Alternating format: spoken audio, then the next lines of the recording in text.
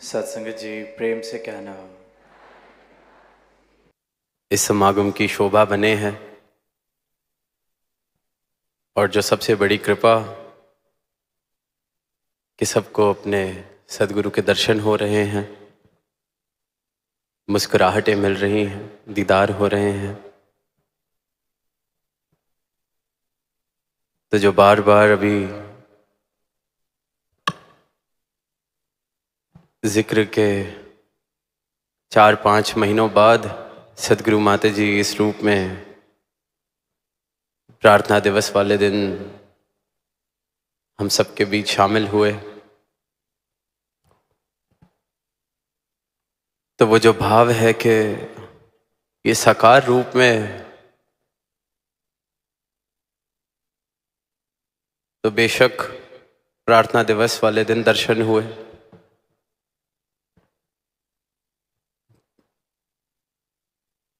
पर गुरसिख के जीवन में, गुरसिख के हर पहलू में सदगुरु निरंतर प्रतिपल शामिल ही रहता है। और फिर जहाँ शुक्राना बनता है कि ये जो प्रेम बख्शा है, दास भी सारी साध संगत को हृदय से शुक्राना ही कहना चाहेगा कि जो प्रेम आप सबसे इन पिछले चंद महीनों में मिला, निरंतर मिलता आ रहा है। पर जब ये 4-5 महीनों का जिक्र हो रहा है तो आप सब जी ने इतना प्रेम दास को भी दिया कि किसी भी प्रकार की ऐसी महसूसियत नहीं हुई कि कुछ भी फर्क है या दास अकेला है। तो आपके प्रेम ने वो प्रेम दास को भी दिए रखा। और ये जो प्रेम सदगुरु ने बख्शा है, दास अक्सर कहता है कि यही प्रमाण है भक्ति का, यही प्रमाण है जीवन में ब्रह्म ज्ञान के होने का। तो इन 5 महीनों में जिन भी स्थानों पर जाने को मिला, तो बहुत प्रेम पूर्वक भावों से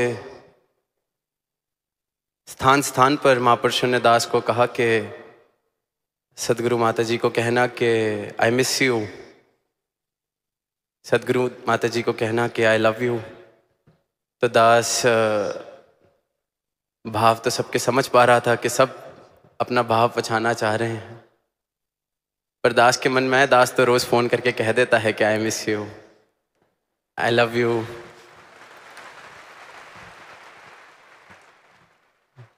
और जब भी किसी महापुरुष ने ये कहना तो दास को यही लगता था कि चलो अपने साथ वाले के मैसेज के साथ आपका मैसेज भी दास दे देगा।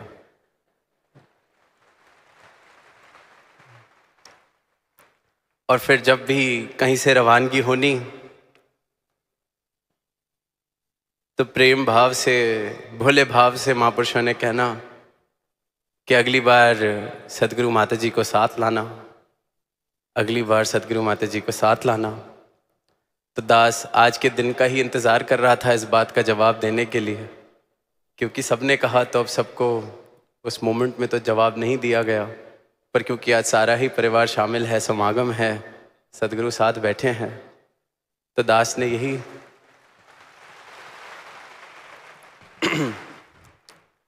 कि जब सबने कहा कि अगली बार सदगुरु माता जी को साथ लाना, तो दास यही कहना चाहेगा कि लाने वाले ये हैं, ये दास को साथ लाएंगे आपके अपने, भेजने वाले भी आप सबके पास ये, और आगे आप सबके बीच अपने साथ लाने वाले भी ये। तो सदगुरु माता जी दास को साथ जरूर ले जाना।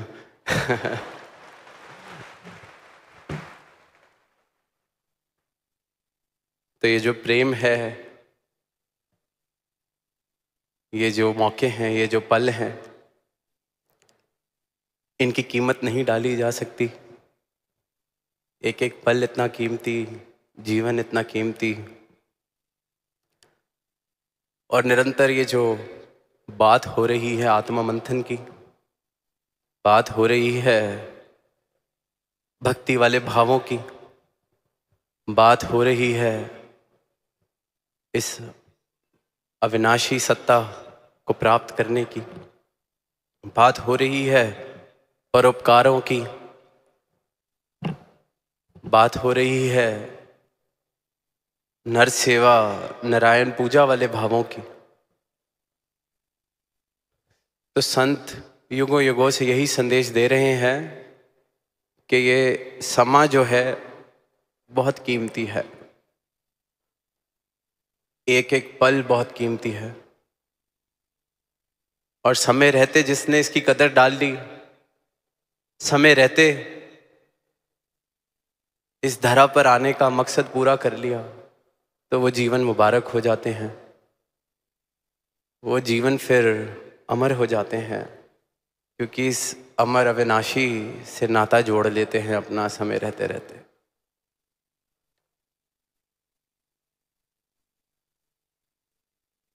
अक्सर बात की जाती है जब भी धर्म या धार्मिक भावनाओं की बात होती है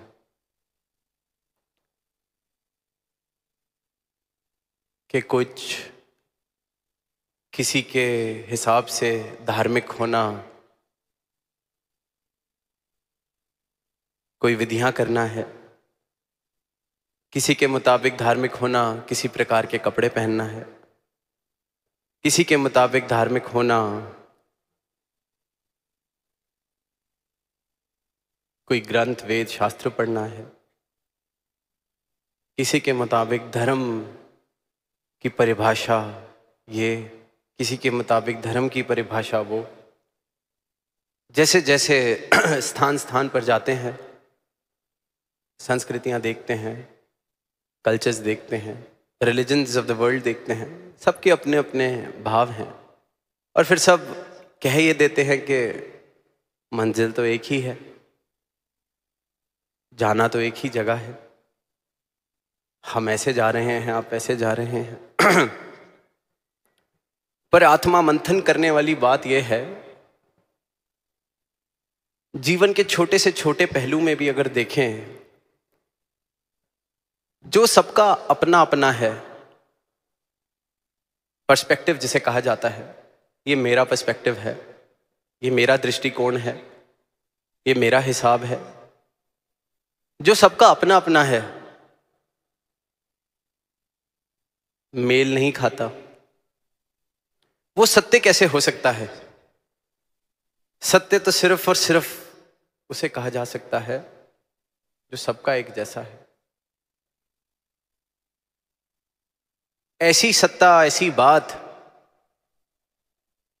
जिसके लिए कहा गया है आद सच जुगाद सच, है भी सच नानक होसी भी सच। अनादिकाल से जो सत्य है, किसी के हिसाब किताब से उसमें फर्क नहीं पड़ता, मेरे हिसाब से क्या सत्य है, जिसे मैं ये बात की तरह सत्य घोषित करता हूं कि मेरे हिसाब से ये सच्चाई है, वो मेरा हिसाब हो सकता है, वो सत्य नहीं हो सकता, क्योंकि सत्य एक है। अक्सर पढ़ने को मिलता है, देखने को मिलता है कि दो लोग जब बात करते हैं और किसी तीसरे से पूछो कि सच क्या है, तो वो कहता है 3 सत्य हैं, एक इसका सत्य, एक उसका सत्य, और जो एक सच में बात हुई जो सत्य है। अब छोटे छोटे एग्जाम्पल्स लेके देखें। इस वक्त रात्रि है, हम सबके लिए बाहर रात्रि है, कोई ये नहीं कह सकता कि मेरे हिसाब से रात्रि है, सत्य है इस वक्त का, इस जगह पर ये सत्य है।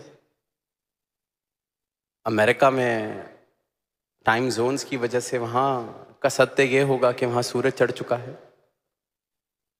ये तो मायावी सत्यों की दास बात कर रहा है। तो जब सृष्टि में भी कुछ यूनिवर्सल ट्रूथ डाले गए हैं कि सूर्य उदय कहां से होता है, सनराइजेस इन द ईस्ट, पूरब से उगता है, सत्य है, सबके लिए ही सत्य है। जब इस सृष्टि में भी इस परमात्मा ने ये झलक दी है कि जो मेरी बनाई हुई सृष्टि है उसमें प्यास सबकी पानी से ही बुझती है, ये सत्य है। कोई बात या हिसाब नहीं है कि मेरी प्यास पानी से बुझती है आपकी प्यास किसी और चीज से बुझती है। मेरा जीवन ऑक्सीजन से चल रहा है, हवा में है। हम सबका ही जीवन हम सबके लिए सत्य है। ये संकेत दिए हैं इस परमात्मा ने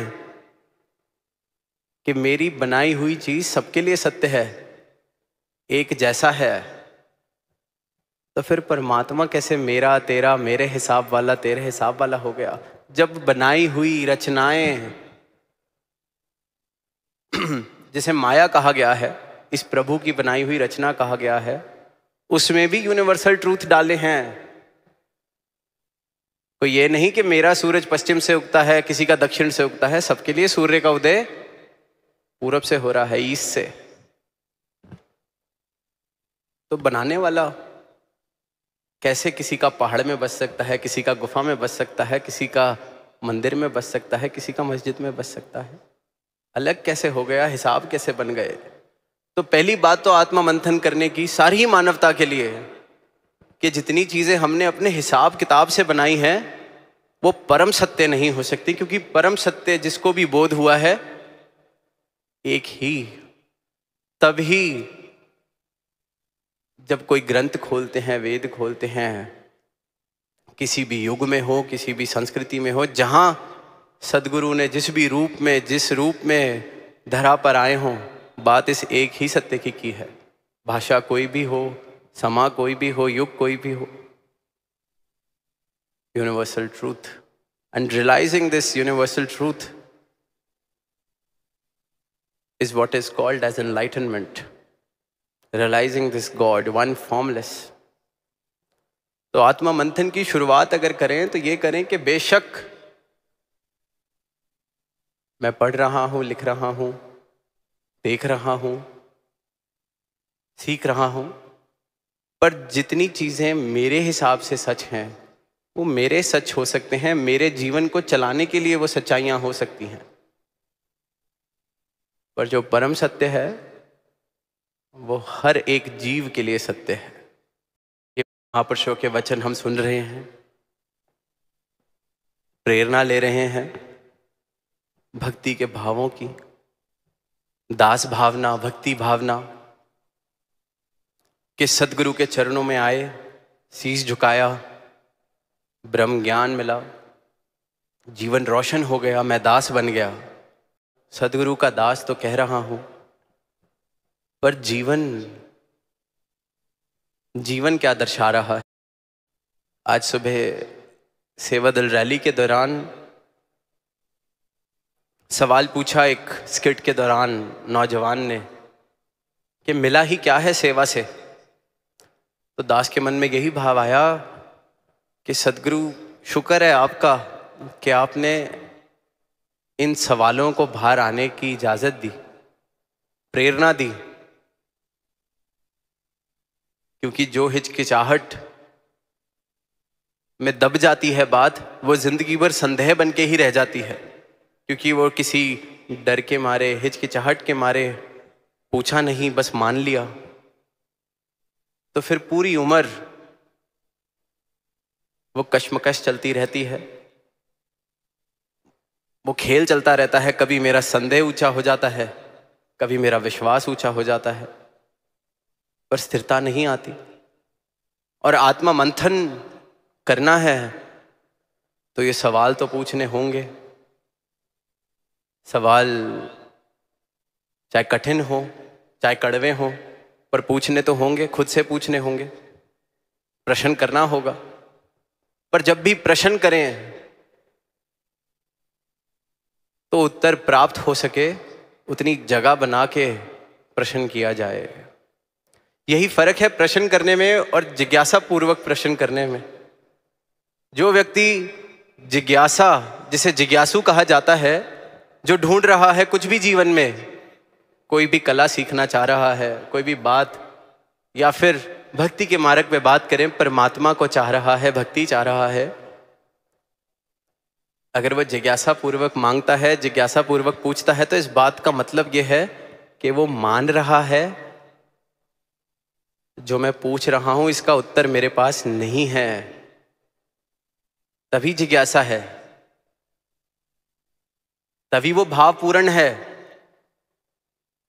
पहले अपनी अज्ञानता को एक्सेप्ट किया, स्वीकार किया कि ये जो सवाल मैं पूछ रहा हूं जिज्ञासा पूर्वक तभी हो सकता है जब मैं इस बात को मान लूं, एक्सेप्ट कर लूं कि जिस बात का जवाब ढूंढ रहा हूं वो मेरे पास नहीं है। बहुत कठिन हो जाता है जीवन में। देखिए, छोटी सी बात किसी को पूछनी बड़ी मुश्किल लगती है, क्योंकि ऐसे लगता है कि कैसा लगेगा कि मुझे इतनी सीधी सी बात नहीं आती, कैसे पूछूं। गूगल कर लेंगे, ज़्यादा आसान है, निरंतर करते हैं। सर तो हिला दिया, जब सामने से वो व्यक्ति गया तो Google, chat GPT, everything is here for our rescue now. पर जिस पल में मैंने इस बात को स्वीकार किया कि इस बात का जवाब मेरे पास नहीं है, फिर पूछा, तो वो प्रश्न जिज्ञासा भरा प्रश्न हो जाता है, वो बात जिज्ञासा बन जाती है। और प्रश्न सिर्फ इसलिए पूछा कि सामने वाले को बताना है कि हमारे पास सारे ही जवाब हैं, फिर तो दुनियादारी में भी सारे प्रश्न पूछे जा रहे हैं। तो ये आत्ममंथन करना है। संतों की शरण में मैं जाता हूँ, संगत में मैं जाता हूँ, सदगुरु के पास मैं आता हूँ, यहाँ समागम में मैं आया हूँ, संगत में मैं जाता हूँ, तो क्या खाली होके जा रहा हूँ? खाली होऊंगा तो अवश्य भरूंगा। ये भी संकेत परमात्मा ने अपनी सृष्टि में बखूबी दिया हुआ है। किसी नदी में जाते हैं, एक मटका पानी, खाली मटका पानी भरने के लिए उस नदी में डालें, जैसे ही मटका जाता है पानी उस तरफ नीचे हो जाता है, खाली स्थान बनता है, और पूरी नदी उस खाली स्थान को भरने के लिए एक क्षण में आ जाती है। इसलिए हमारा मटका भरा जाता है, दस्तूर है। परमात्मा ने हर जगह संकेत दिया है, खाली होगा तुरंत मैं भरता हूं, खाली होने को तो तैयार हो। नदी के अंदर, दुनिया के कोने कोने में ये जो यूनिवर्सल ट्रूथ परमात्मा ने संकेत की तरह दिए हुए हैं, खाली तो हो, भरने के लिए तो मैं हर जगह हूं। एयर प्रेशर, वहां भी यही नियम। तो भाव ये है कि खाली होके प्रश्न पूछे जा रहे हैं, तो जिज्ञासा मान लिया कि नहीं आता, ये आत्ममंथन करना है। तो जीवन में, अध्यात्म में भी और जीवन के हर पहलू में कुछ तभी सीख सकते हैं।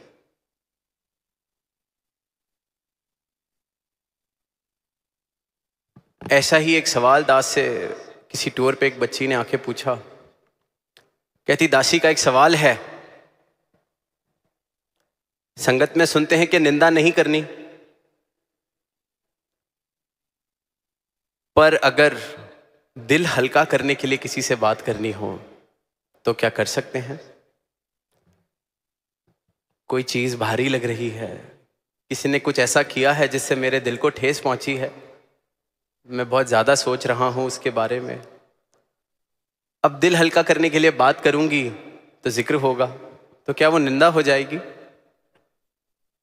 आत्मा मंथन का विषय दिया तो दास ने सहज में यही कहा, अगर तो दिल हल्का करने के लिए बात करनी है, बेशक करें, जरूरी है। सुनते हैं कि how important it is to express ourselves. तो दास ने ये कहा कि दिल हल्का करने के लिए कोई एक मित्र या कोई एक ही परिवार का जन हो सकता है, आपका ब्रदर, आपकी सिस्टर, आपके फादर, आपके मदर, या बेस्ट फ्रेंड, बॉयफ्रेंड, हुएवर। तो दिल हल्का तो एक ही बार ही होगा। दिल हल्का करने के बाद फिर तो आगे बढ़ सकते हैं, या दिल हल्का करने के लिए भी अगर मैं 100 लोगों के पास जा रहा हूं, दिल हल्का यहाँ भी थोड़ा सा, दिल हल्का वहां भी थोड़ा सा, तो वो निंदा का रूप बन जाता है। अगर भाव दिल हल्का करने का है, करना है, इंसान है, पर भाव किसी को नीचा दिखाने का है, कि इसकी बात मैंने इसलिए की है ताकि मैं ये दिखा सकूं कि मैं इससे बेहतर हूं। जगह जगह जाके दिल हल्का करने का लेबल लगा के अगर इस प्रकार का व्यवहार कर रहा हूं तो वो निंदा है। ये भाव समझने वाला है, ये भाव देखने वाला है। अभी महापुरुष जिक्र कर रहे थे कि एक समागम 2-3 बारी करने को अवसर मिला, तो वो समागम मुक्ति पर्व का जो इस वर्ष 3 स्थानों पर दास को करने का अवसर मिला,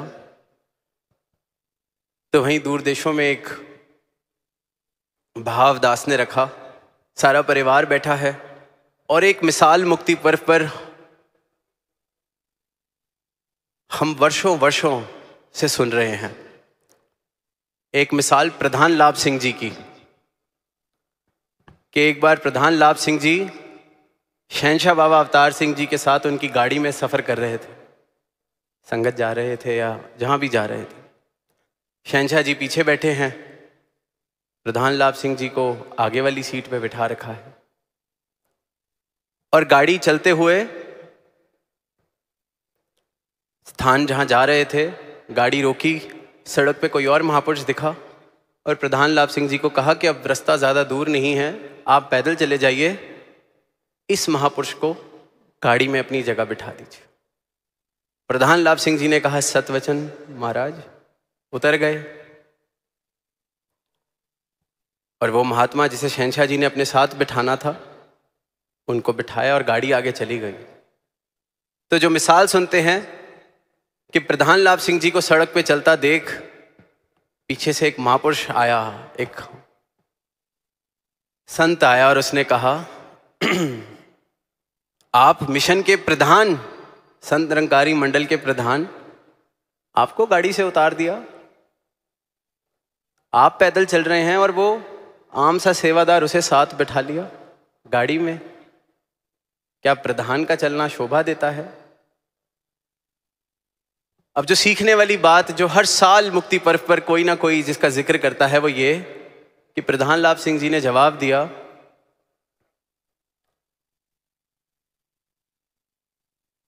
कि तू खुद तो डूबेगा और मुझे भी डुबाएगा। तेरे ये जो भाव हैं, तू खुद तो डूबेगा और मुझे भी डुबाएगा। वो सदगुरु हैं, वो जो कर रहे हैं हमारे लिए भला है। मिसाल हम सुन रहे हैं, सुना रहे हैं। अब आत्ममंथन करने का विषय क्या है? मैं किस श्रेणी में हूं? प्रधान लाभ सिंह जी वाली, या वो जो महापुरुष जो इंतजार कर रहा था कि ये गाड़ी से उतरे और मैं उनके मन में ये भाव डालूं, आपको उतार दिया? मेरी श्रेणी क्या है? जब मेरे पास आके कोई मुझे ये कहता है आपको पीछे बिठा दिया, अंथक सेवादार हैं आप, भक्त हैं आप, आपको पीछे बिठा दिया, मेरी अवस्था क्या है उस वक्त? क्या ये चेतनता, क्या ये भाव आता है कि महापुरुषों आप खुद तो डूबोगे, मुझे भी डुबाओगे? या मैं भी कह देता हूं बात तो ठीक है, बात तो बिल्कुल ठीक है। आज संगत में वो एग्जाम्पल दिया कि थड़ा बना दो, थड़ा तोड़ दो, तो गाड़ी हटाने को ही जरा कह दिया। क्या मेरी गाड़ी को ही हटाने को कह दे तो मेरे साथ चलने वाला ये कह देता है अरे आपकी गाड़ी को नहीं पहचाना, आपकी गाड़ी हटाने को कह दी? मेरी अवस्था क्या है? क्या मैं उस पल में जवाब दे पाता हूं कि महाराज मुझे बख्शो, आप तो डूबोगे, मुझे भी डुबाओगे? मेरी अवस्था क्या है? आत्मा मंथन इस बात का करना है, इस बात का होना है। पास नहीं मिला, एक ही पास मिला, साथ वाले को 10 पास दिए हैं। मैंने किसके साथ अपने आप को घेरा हुआ है? जो ये सवाल पूछने के लिए हमेशा मेरे आसपास घूमते रहते हैं, किस श्रेणी का संत मैं अपने साथ लेके चल रहा हूं? जो वेट कर रहा है, पास नहीं मिला, आपको नहीं जानते, आप तो परिवार हैं, आप तो अंथक सेवादार हैं, आप तो गुरु के परिवार से हैं, आप तो जोनल इंचार्ज हैं, आप तो फलानी कमेटी के मेंबर हैं। मैंने किससे अपने आप को घेरा हुआ है, ये आत्मा मंथन मुझे करना है। प्रधान लाभ सिंह जी वाली अवस्था भी नहीं है तो कम से कम इतनी आत्मा मंथन की आवश्यकता है कि कहीं आसपास ऐसी कंपनी, ऐसी संगति में लेके चल रहा हूं जो पल पल यही सवाल पूछ रही है, आपको नहीं जानते,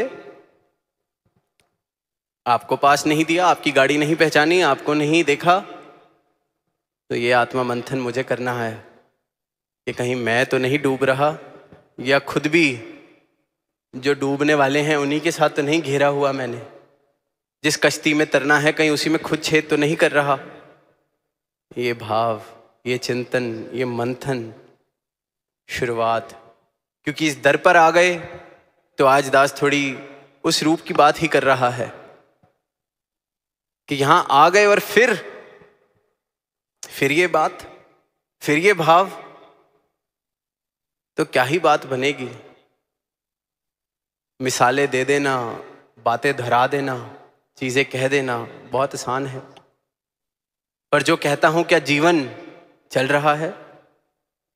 या जरा सी कोई बात हुई और सामने से मैं कहता हूं मेरा इन्ना भी हक नहीं बनता, मेरा ये भी नहीं बनता।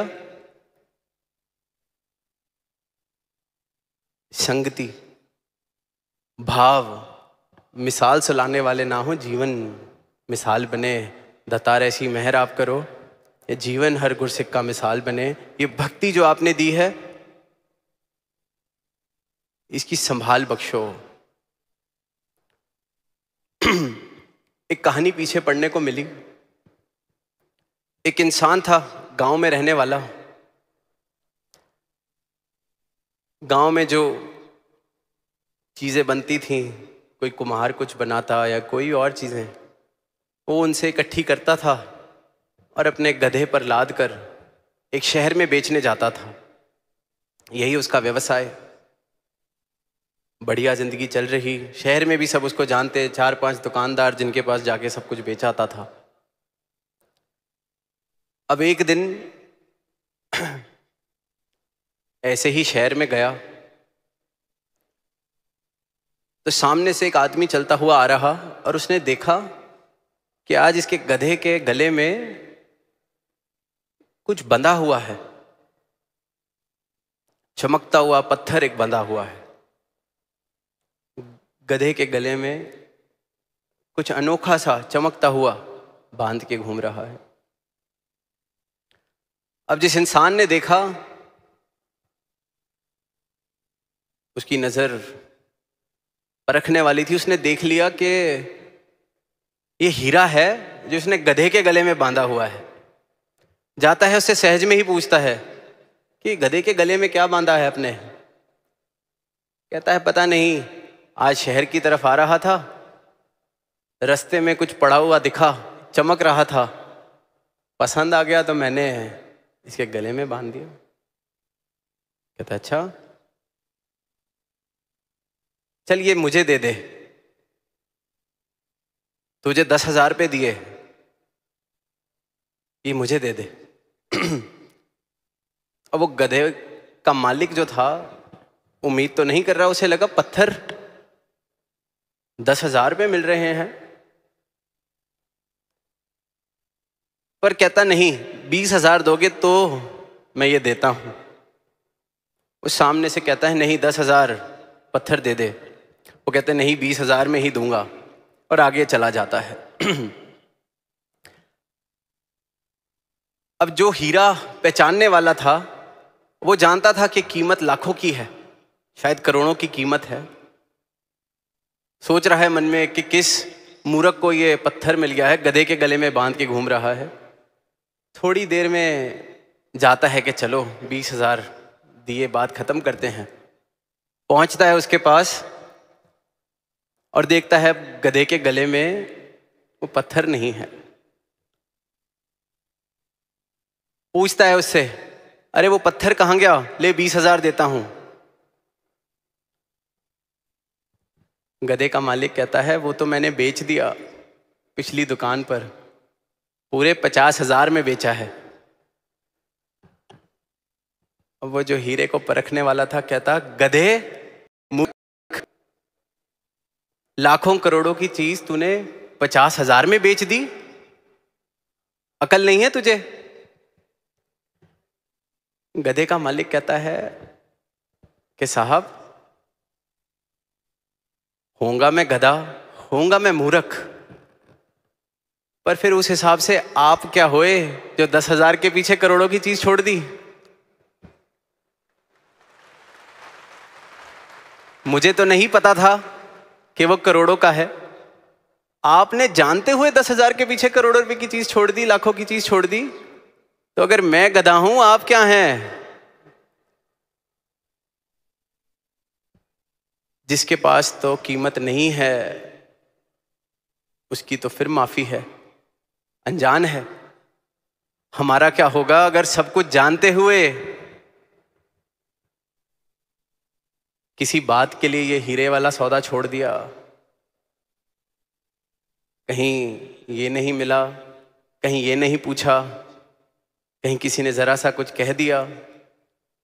उसने 10,000 के पीछे करोड़ों का हीरा छोड़ा, मैंने छोटी सी बात के लिए ये अनमोल रतन, राम रतन धन छोड़ दिया, सदगुरु का दर छोड़ दिया।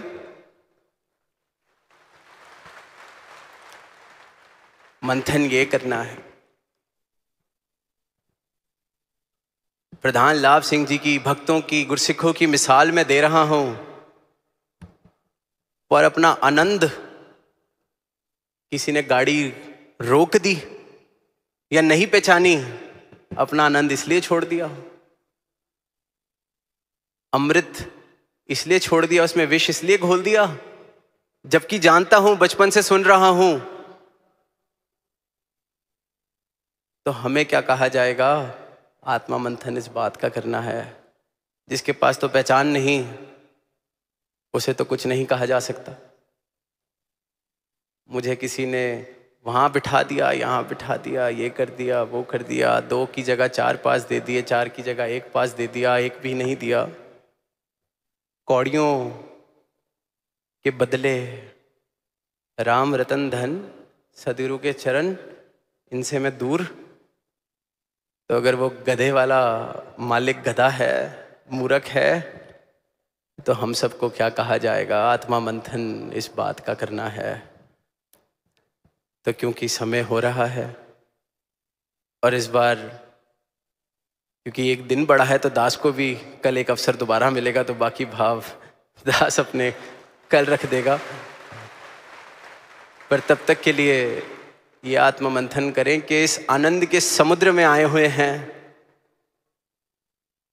समागम चल रहा है। यहां भी अगर मैं आनंद नहीं ले पा रहा, यहां भी मैं खुश नहीं रह पा रहा, यहां भी कमियां देख रहा हूं, तो अगर उस गधे वाले को गधा कहा जाएगा, तो हमें क्या कहा जाएगा? प्रेम से कहना, धन्यवाद।